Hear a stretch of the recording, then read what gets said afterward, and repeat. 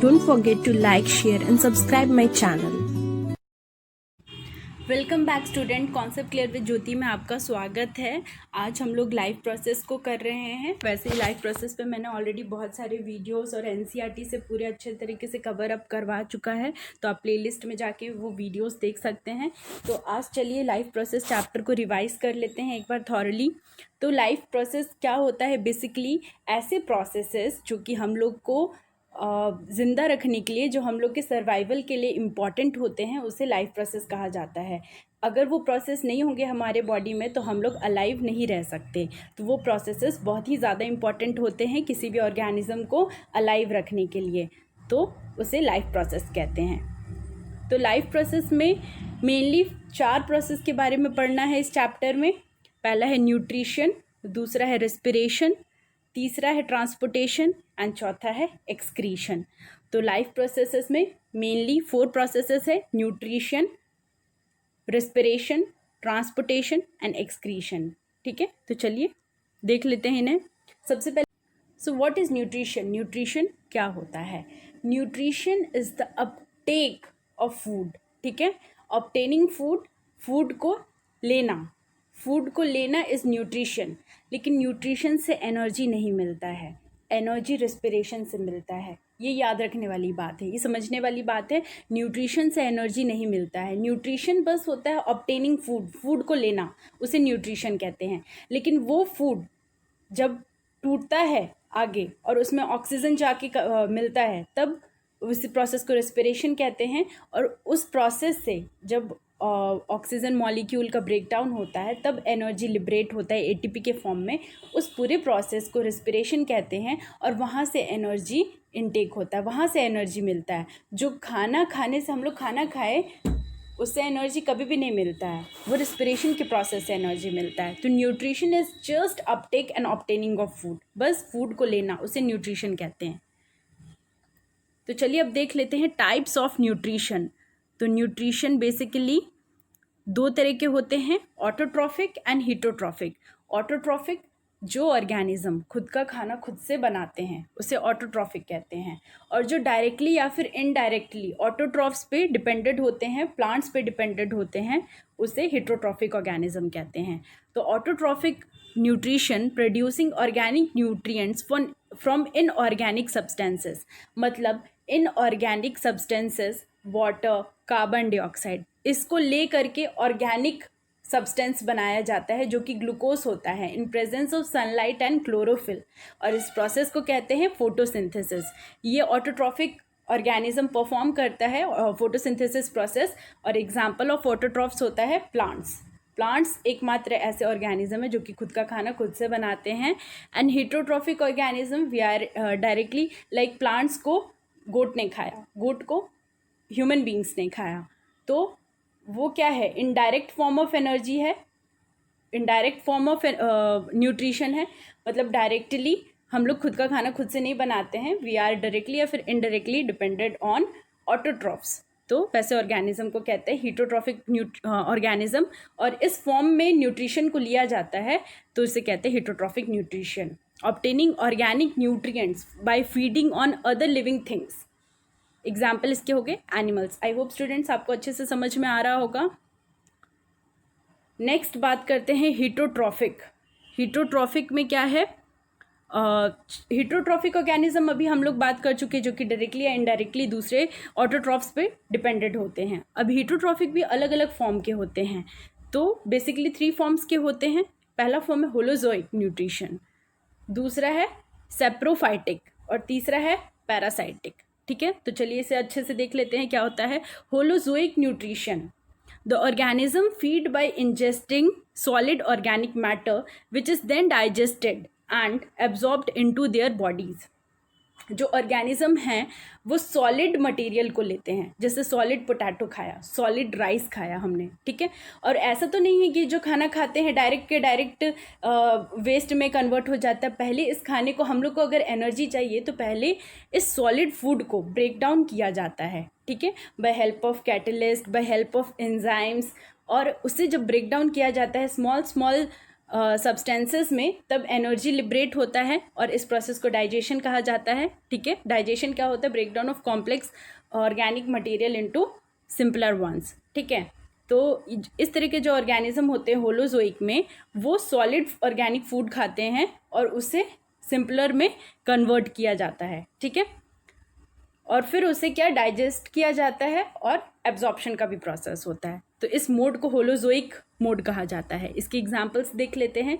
Human beings हो गए, animals हो गए और इंसेक्टिवोरस प्लांट्स होते हैं। ठीक है, और दूसरी बात कर लेते हैं। देखिए, एग्जाम में आपको अगर डेफिनेशन पूछा जा रहा है, सपोज होलोजोइक को ही बस पूछा जा रहा है डिफाइन करने के लिए, वेदर वो 1 मार्क्स का हो, 2 मार्क्स का हो, आपको हमेशा एग्जाम्पल्स लिखना है। आपने डिफिनेशन पूरा लिख दिया, डिफाइन कर दिया उस चीज़ को, लेकिन आपने एग्जाम्पल्स नहीं अगर उसमें डाला तो वो आंसर बिल्कुल इनकम्प्लीट होगा। तो biology is all about examples. आपको हर स्टेप में कुछ भी एक्सप्लेन कर रहे हैं, आपको एग्जाम्पल्स तो देना ही है कि ऐसा कौन ऑर्गेनिज्म परफॉर्म करते हैं। सपोज आपने होलोजोइक न्यूट्रिशन का आपने मेथड समझ लिया कि अच्छा इस तरह के जो ऑर्गेनिज्म होते हैं वो सॉलिड फॉर्म ऑफ फूड को खाते हैं और उसको सिंपलर में कन्वर्ट करते हैं, डाइजेशन का प्रोसेस होता है, एब्जॉर्प्शन का प्रोसेस होता है, तो उसे holozoic mode of, like human beings, हम लोग क्या होता है खाना खाते हैं, उसको फिर डाइजेस्ट करते हैं और फिर क्या होता है एब्जॉर्प्शन का प्रोसेस होता है, तो एक्सक्रीशन का प्रोसेस होता है। तो ये जो चारों प्रोसेस होता है जिसमें, तो वो हो जाते हैं होलोजोइक मोड ऑफ न्यूट्रिशन में आते हैं। ठीक है, तो ये हम लोग समझ रहे हैं। ठीक है, लेकिन अब मैंने पूरा कहानी तो लिख दिया आंसर में, लेकिन मैंने एग्जाम्पल नहीं दिया कि वो कौन से ऑर्गेनिज्म परफॉर्म करते हैं होलोजोइक मोड ऑफ न्यूट्रिशन, तो वो आंसर एकदम इनकम्प्लीट रहेगा। ठीक है, नेक्स्ट बात कर लेते हैं सेप्रोफाइटिज्म। सेप्रोफाइट्स क्या होते हैं? सेप्रोफाइट्स वैसे ऑर्गेनिज्म होते हैं जो कि डेड एंड डिकेइंग मैटर पे फीड करते हैं। जो कि डेड एंड डिकेइंग मतलब मरा हुआ और सड़ा हुआ खाना खाते हैं। ठीक है, इसमें क्या क्या एग्जाम्पल आ जाते हैं? Bacteria, fungi which digest the food externally before the nutrients are, मतलब न्यूट्रिएंट्स को एब्जॉर्ब करने से पहले ही उसे डाइजेस्ट कर लिया जाता है। Next, parasitism. पैरासाइट्स के बारे में आपने सुना ही है। Obtains nutrients from living organism. Parasites क्या होते हैं कि होस्ट पे डिपेंडेंट होते हैं। पैरासाइट्स, जो भी पैरासाइट जिस ऑर्गेनिज्म पे डिपेंडेंट है उसे होस्ट कहेंगे। ठीक है, तो वो होस्ट पे डिपेंडेंट होते हैं और वो होस्ट से फूड डायरेक्टली लेते हैं, लेकिन कभी भी होस्ट को किल नहीं करते हैं, उसे मार करके खाना नहीं लेते हैं। ठीक है, तो the parasite obtain nutrients by living on और in the body of the host, या फिर वो एक्सटर्नली बॉडी के ऊपर रहेंगे या फिर बॉडी के अंदर में रहेंगे। ठीक है, इसके एग्जांपल हो गए फ्लीज, लाइस, टेपवॉर्म्स। लाइस जो होता है वो एक्सटर्नली होता है ह्यूमन बॉडी पे, और जो टेपवॉर्म होता है वो जैसे लाइस हेयर्स में हो जाते हैं, जिसे कहते हैं जू होना। ठीक है, तो वो क्या होता है, ब्लड को सक करता है एक्सटर्नली, लेकिन होस्ट को किल तो नहीं करता है। वैसे ही टेप वॉर्म्स होते हैं, राउंड वॉर्म्स होते हैं, वो क्या होते हैं, लाइक बॉडी के इंटरनली होते हैं और वो होस्ट से न्यूट्रिएंट ऑब्टेन करते हैं, लेकिन होस्ट को किल नहीं करते हैं। तो it is example of parasitism. I hope student आपको ये हेटरोट्रॉफिक में तीनों मेथड अच्छे से समझ में आ गए। होलोजोइक जो कि सॉलिड फूड को लेते हैं, और सैप्रोफाइटिज्म जो कि dead and decaying organic matter को इनगल्फ करते हैं, और पैरासिटिज्म जो कि अपने होस्ट पे डिपेंडेंट होते हैं लेकिन होस्ट को किल नहीं। चलिए अब बात कर लेते हैं the human digestive system.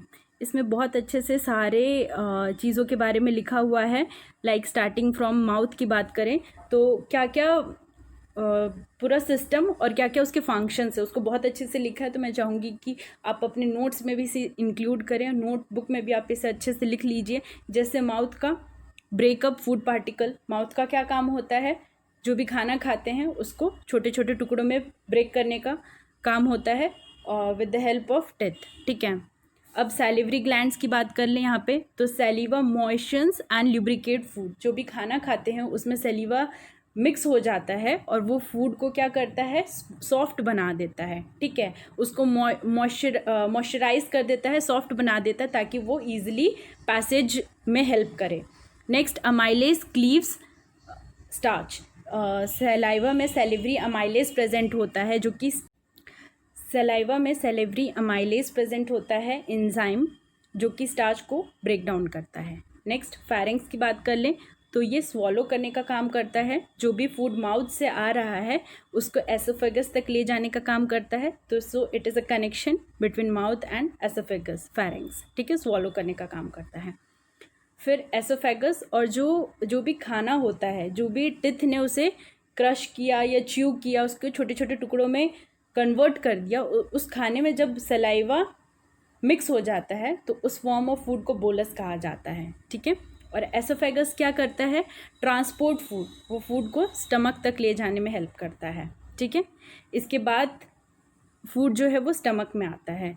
Then stomach का क्या क्या फंक्शन है, स्टोर्स एंड चर्न्स फूड को 4 to 5 आवर्स रखता है स्टमक, और उसमें स्टमक में डिफरेंट एंजाइम्स प्रेजेंट होते हैं जिसका रिएक्शंस होता है, like pepsin cleaves protein, pepsin जो है, then pepsin cleaves protein, food में जो भी प्रोटीन प्रेजेंट है पेप्सिन उसे कन्वर्ट करता है, तोड़ता है in the presence of HCl। Next है HCl activates enzymes, breaks up food, kills germ. HCl का क्या क्या फंक्शन होता है, पहला तो ये इनएक्टिव एंजाइम को एक्टिवेट कर देता है, एक्टिव कर देता है, इनएक्टिव को एक्टिव करता है HCl। दूसरा है कि ये ब्रेक्स अप फूड को ब्रेक करने में भी काम करता है, और जो भी जर्म्स उस फूड के साथ एक्सटर्नली बाहर से आ रहा है उसे भी ये किल करने का काम करता है। देन म्यूकस लेयर प्रेजेंट होता है स्टमक के ऊपर, उसका क्या रोल होता है, प्रोटेक्ट स्टमक वॉल। ये क्योंकि जो HCl होता है वो बहुत ही स्ट्रॉन्ग एसिड होता है, ठीक है, तो वो बहुत ही कॉरसिव नेचर का होता है, हार्मफुल होता है, तो अगर वो डायरेक्ट स्टमक में रहेगा तो स्टमक वॉल को वो हार्म कर देगा। इसलिए in order to protect it from stomach wall, HCl को एक लेयर होता है म्यूकस का जो कि उस HCl को स्टमक वॉल से प्रोटेक्ट करता है। देन लिमिटेड एब्जॉर्प्शन, स्टमक में लिमिटेड एब्जॉर्प्शन होता है, जो बेसिकली मैक्सिमम एब्जॉर्प्शन होता है और मैक्सिमम डाइजेशन होता है वो सारा स्मॉल इंटेस्टाइन में होता है, ठीक है। तो अब बात कर लेते हैं यहाँ लिवर की। लिवर क्या क्या काम करता है, लिवर का रोल होता है break down and build up many biological molecules. ये इसमें एनाबॉलिज्म एंड कैटाबॉलिज्म दोनों प्रोसेस देखने को मिलता है। Stores vitamins and iron, vitamins and irons को स्टोर करता है। Destroy old blood cells, old blood cells को डिस्ट्रॉय करता है, ख़त्म करता है। डिस्ट्रॉय पॉइजन्स, प्रोड्यूस बाइल, ठीक है, तो ये सारे फंक्शन होते हैं लिवर के। देन गॉल ब्लैडर, ये स्टोर करता है बाइल को। देन यहाँ पे बात कर लेते पैनक्रियाज की। तो pancreas regulate blood glucose level, glucose level बढ़े ना घटे ना, इसका जो रेगुलेशन है वो पैनक्रियाज करता है। Then bicarbonate neutralize stomach acid, इसमें पैनक्रियाज में बाइकार्बोनेट्स प्रेजेंट होते हैं, जो कि स्टमक में जो प्रेजेंट एसिड है, बाइकार्बोनेट्स जो होते हैं वो क्या होते हैं, बेस फॉर्म में होते हैं। तो जो स्टमक में एसिड है उसके साथ बेस जब बन जाएगा तो वो न्यूट्रलाइज हो जाता है, तो उसके इफेक्ट को न्यूट्रलाइज करने का काम करता है। देन इसमें पैनक्रियाज में ट्रिप्सिन एंजाइम प्रेजेंट होता है एंड काइमोट्रिप्सिन, जो कि प्रोटीन्स को तोड़ने में काम करता है, एंड कार्बोक्सीपेप्टाइडेस जो कि प्रोटीन को तोड़ने में काम करता है, अमाइलेस जो कि स्टार्च और ग्लाइकोजन में कन्वर्ट कर देता है, एंड लाइपेस लिपिड्स में कन्वर्ट कर देता है, न्यूक्लियस न्यूक्लिक एसिड में कन्वर्ट कर देता है। देन यहाँ बात कर लेते हैं स्मॉल इंटेस्टाइन की। तो कंप्लीट्स डाइजेशन, जो कंप्लीट डाइजेशन होता है वो कभी भी, बहुत लोग हैं जो कि स्टमक, और ये MCQs में बहुत बार पूछा गया कि कंप्लीट डाइजेशन कहाँ होता है, बहुत बच्चे स्टमक मार देते हैं क्योंकि लोगों को लगता है कि जो खाना है वो स्टमक में ही डाइजेस्ट होता है, लेकिन इसका आंसर होगा स्मॉल इंटेस्टाइन। कंप्लीट डाइजेशन कभी भी स्टमक में नहीं होता है, स्मॉल इंटेस्टाइन में होता है। कहने को ये स्मॉल है लेकिन सबसे ज़्यादा जो काम है ये स्मॉल इंटेस्टाइन ही करता है। Then mucus protects gut wall, again mucus का जो रोल मैंने समझाया था। एब्जॉर्ब्स न्यूट्रिएंट, न्यूट्रिएंट्स को एब्जॉर्प्शन करने में काम करता है स्मॉल इंटेस्टाइन। प्रोटीएस, अगेन ये क्या है, प्रोटीएस, सुक्रेस, ये सारे एंजाइम्स के नेम है। तो प्रोटीन्स को तोड़ने में कौन हेल्प करता है, प्रोटीएस। अगेन शुगर को तोड़ने में कौन हेल्प करता है, सुक्रेसेस। देन स्टार्च और ग्लाइकोजन को amylase. Then bile aids in digestion, इसमें जो बाइल होता है वो डाइजेशन के प्रोसेस को कंप्लीट करता है। लाइपेस जो है वो लिपिड्स में कन्वर्ट करता है, एंड न्यूक्लियसेस जो है वो न्यूक्लिक एसिड में, ठीक है। सो ये जो है न्यूक्लियस, लाइपेस, ये सारे एंजाइम्स के नेम हैं। और क्योंकि यहाँ पे डाइजेशन हो रहा है तो जो भी बिग मॉलिक्यूल है उसको स्मॉलर मॉलिक्यूल में कन्वर्ट किया जाता है, अब बात कर लेते हैं लार्ज इंटेस्टाइन की। तो लार्ज इंटेस्टाइन में सबसे ज़्यादा रीएब्जॉर्प्शन होता है। Reabsorb water, ion and vitamins. इसमें वाटर का, आयंस का और विटामिन्स का रीएब्जॉर्प्शन होता है। और स्टोर्स वेस्ट, ठीक है, वेस्ट मटेरियल को स्टोर करता है। देन यहाँ बात कर लेते हैं अपेंडिक्स की। तो अपेंडिक्स क्या है? एक वेस्टिजियल ऑर्गन है, इसका कोई फंक्शन नहीं है।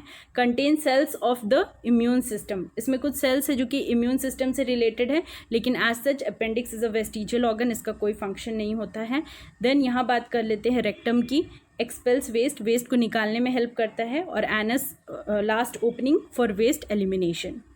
तो आई होप स्टूडेंट्स आपको ये अच्छे से डायग्राम समझ में आया होगा ह्यूमन डाइजेस्टिव सिस्टम का।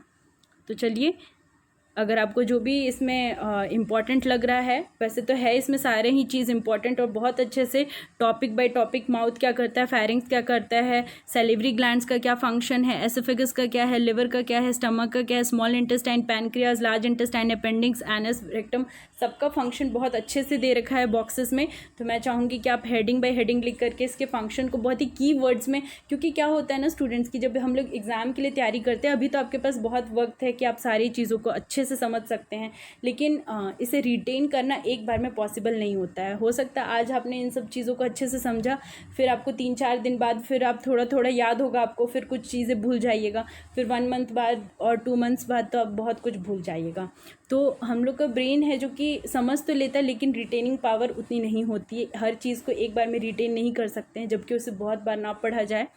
तो आप कोई भी जो इम्पोर्टेंट चीज़ है, तो आप एनसीईआरटी जब पढ़ते हैं तो उसके साइड में कॉलम्स छोड़ी हुई रहती है, थोड़े स्पेस रहते हैं, तो वहाँ पर आप इम्पॉर्टेंट पॉइंट्स को नोट कर लिया कीजिए।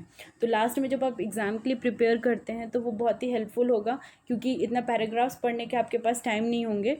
तो और वैसे भी प्रेशराइज हो जाते हैं कि एग्ज़ाम है तो बहुत प्रेशर में भी रहते हैं। तो वो जो कीवर्ड्स में आपने नोट किया है, इतना आपके पास टाइम होगा कि वो कीवर्ड्स को आप एक बार देख लें, ठीक है। तो जैसे ही आप एक बार कीवर्ड्स पे नज़र डालिएगा, आपको सारा कॉन्सेप्ट वैसे ही समझ में आ जाएगा कि अच्छा हाँ, मैंने इसमें ये पढ़ा था। तो आप कोई भी जो अपने नोट्स होते हैं, जो एकदम वेरी इंपॉर्टेंट नोट्स होते हैं लास्ट टाइम के लिए, उसको एकदम कीवर्ड्स में, फ्रेजेस में लिखा करिए। पूरे लॉन्ग सेंटेंसेस में मत लिखा कीजिए, क्योंकि उतना पढ़ने का किसी के पास टाइम नहीं होता है। उसे कीवर्ड्स में लिखा करिए। और जब आप एग्ज़ाम के लिए जा रहे हैं, उससे 1 दिन पहले, 2 दिन पहले उन कीवर्ड्स को अच्छे से देख लीजिए। आपको सारा कॉन्सेप्ट याद रहेगा। रिवाइज़ करिए उसको बार बार, बस आपको इससे एक्स्ट्रा करने की कोई भी ज़रूरत नहीं है। तो चलिए आगे देखते हैं। अब चलिए मैं क्विज़ ले रही हूँ, छोटा सा कुछ क्वेश्चंस हैं, देखते हैं कि आपकी एफिशिएंसी कितना है, आपको कितना नॉलेज है। तो चलिए स्टार्ट करते हैं। HCl इज सीक्रेटेड बाय, पहला क्वेश्चन, HCl को कौन सीक्रेट करता है? अभी मैंने बताया HCl को कौन सीक्रेट करता है। Intestinal glands, gastric glands, both A and B means intestinal और गैस्ट्रिक दोनों, या फिर बकल कैविटी। HCl सीक्रेट कहाँ से होता है? अभी याद करिए, मैंने आपको पूरा ह्यूमन डाइजेस्टिव सिस्टम सबके फंक्शंस दिखा रही थी, तो पहली बार HCl वर्ड कहाँ पर आया था? आपको माउथ पे देखने को मिला था, बकल कैविटी मीन्स माउथ, वहाँ पे तो नहीं मिला था। गैस्ट्रिक ग्लैंड्स में मिला था, इंटेस्टाइनल ग्लैंड्स में मिला था, या गैस्ट्रिक इंटेस्टाइनल दोनों में ही रहता है, दोनों ही सीक्रेट करता है। तो चलिए इसका आंसर होगा गैस्ट्रिक ग्लैंड्स। Very nice. जिन्होंने भी गैस्ट्रिक ग्लैंड्स आंसर अपने मन में बोला होगा, उन सबका सही है। HCl जो है उसे गैस्ट्रिक ग्लैंड सीक्रेट करता है, वो स्टमक में सीक्रेट होता है, ठीक है। और वो क्या करता है, उसका फंक्शन क्या होता है HCl का? इनएक्टिव एंजाइम को एक्टिवेट करता है और कॉरेसिव नेचर का होता है, और जो भी बैक्टीरिया फूड के साथ आ रहे हैं उसको एलिमिनेट करता है। तो ये सारे फंक्शन होते हैं HCl के। नेक्स्ट क्वेश्चन देखते हैं। And products of protein digestion is, protein digestion मतलब प्रोटीन टूट करके लास्ट किस चीज़ में प्रोटीन टूट करके कन्वर्ट होता है? प्रोटीन टूट करके किस में कन्वर्ट होता है? ग्लूकोज में, अमाइनो एसिड में, फैटी एसिड में, या ग्लिसरॉल में? बहुत ही ईजी क्वेश्चन है। प्रोटीन टूट करके किस चीज़ में कन्वर्ट होता है? ग्लूकोज में, अमाइनो एसिड में, फैटी एसिड में, या ग्लिसरॉल में? तो इसका करेक्ट आंसर होगा अमीनो एसिड में। प्रोटीन जो है वो टूट करके अमीनो एसिड में कन्वर्ट होता है। नेक्स्ट पार्ट को देखने के लिए आगे की वीडियो ज़रूर देखिए। Thanks for watching.